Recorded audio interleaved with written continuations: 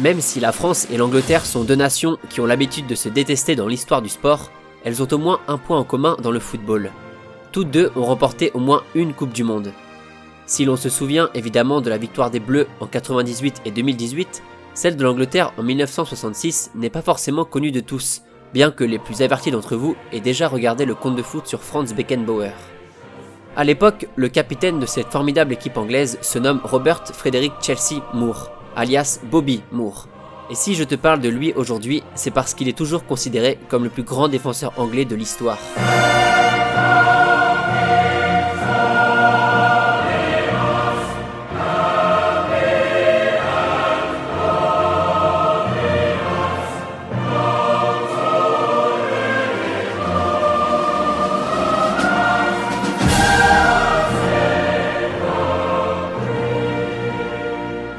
The news dominates the back and the front pages. A true hero who'll never be forgotten, says The Sun, describing him as a real-life boys' own hero. And the Daily Star quotes the former England manager Sir Alf Ramsey. He wasn't just team captain, he was the people's captain. Le 24 février 93, la nouvelle tombe. Bobby Moore, légende vivante de l'autre côté de la Manche, décède à seulement 51 ans, laissant derrière lui une carrière comme on n'en fait plus aujourd'hui. La carrière d'un défenseur hors norme, resté fidèle à son club de cœur jusqu'à ses dernières heures sur le terrain. Pendant pratiquement 16 saisons, Bobby Moore a éclaboussé la première division anglaise de sa polyvalence et de sa rigueur défensive sous les couleurs des Hammers de West Ham. Des qualités aussi épatantes que précoces puisque Bobby commence sa carrière à seulement 17 ans contre Manchester United.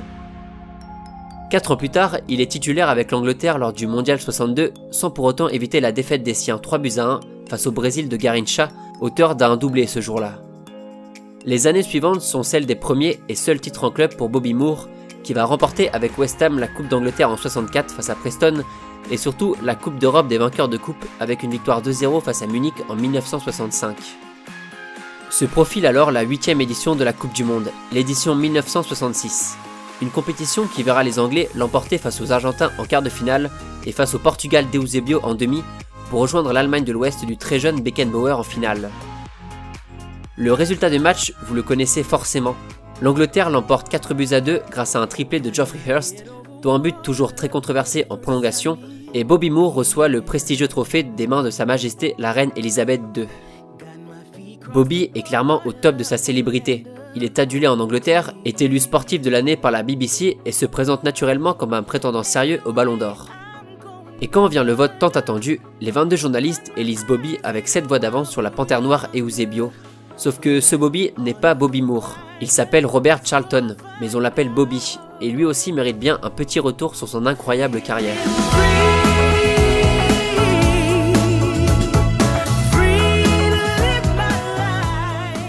Bobby Charlton, c'est avant tout l'histoire d'un joueur fidèle à un club qu'il a reconstruit lui-même, le très prestigieux Manchester United, une institution mythique que le meneur de jeu a su relever suite à l'un des plus grands drames de l'histoire du football.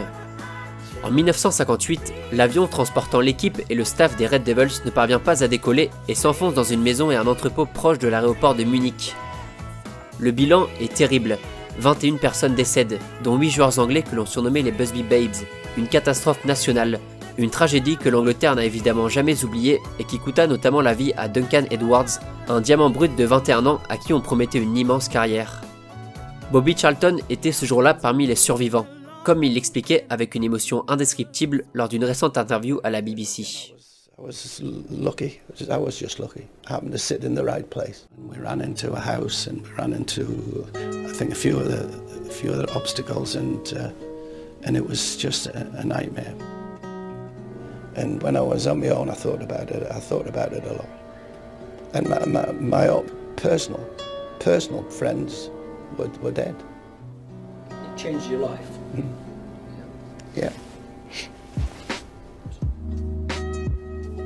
Manchester se relève difficilement, très difficilement, et le club de Matt Busby attendra 1963 pour remporter son premier trophée depuis la catastrophe, une Coupe d'Angleterre remportée 3-1 à Wembley face au club de Leicester.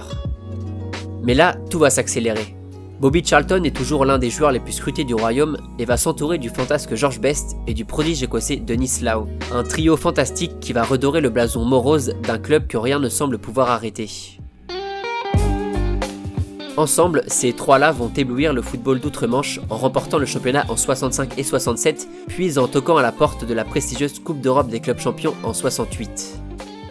Et malgré la résistance du Benfica Lisbonne d'Eusebio en finale, Manchester l'emportera et écrira ce 29 mai 68 la première grande page européenne de son histoire. Une page écrite à l'encre des fantaisies, du talent et de l'abnégation d'un Bobby Charlton, auteur d'un doublé en finale, dont un but en prolongation. Après avoir remporté en 2 ans une Coupe du Monde, un Ballon d'Or, un championnat et une Coupe d'Europe, Bobby Charlton s'approche de la fin. Il est appelé pour la Coupe du Monde 70 aux côtés de Bobby Moore et porte les siens jusqu'en quart de finale face à la RFA.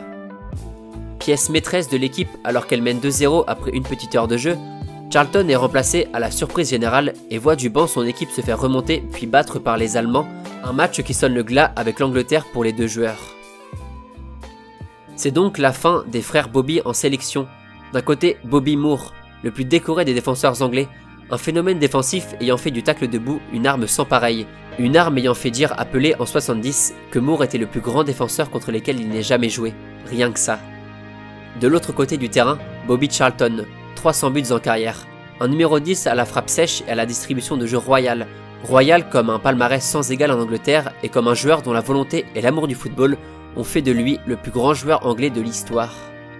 La fidélité à leur club ont fait de ces deux joueurs des modèles de réussites individuelles et collectifs, des légendes britanniques ayant cumulé à eux deux 1700 matchs joués, que ce soit en sélection, à West Ham et Manchester, voire même à Fulham, San Antonio ou Preston en fin de carrière. Pendant que Moore s'occupait de récupérer la balle et de la relancer proprement, Bobby Charlton jouait avec pour la passer intelligemment, dribbler efficacement ou envoyer une frappe de loin, une frappe qui finissait bien souvent au fond des filets. Pour honorer à jamais la mémoire de ces deux joueurs, l'un a eu le droit à sa statue devant le stade mythique de Wembley, l'autre une tribune à son nom du côté d'Old Trafford, une manière émouvante mais simple de se souvenir de ces deux prodiges qui ont façonné le palmarès des Three Lions, le surnom de la sélection anglaise et de ses joueurs. Ensemble, Robert Charlton et Robert Frederick Chelsea Moore ont placé l'Angleterre dans la liste des vainqueurs de la plus prestigieuse des compétitions mondiales. Bobby Moore a quant à lui pris soin d'éteindre la lumière, une lumière que les Anglais n'ont jamais vraiment réussi à rallumer.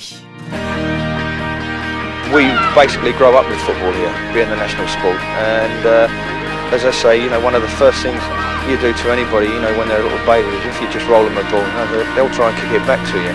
And I mean, if even parents say, oh look, you know, even she can kick it now. Playing in a team that was full of enthusiasm and had the whole world at their feet.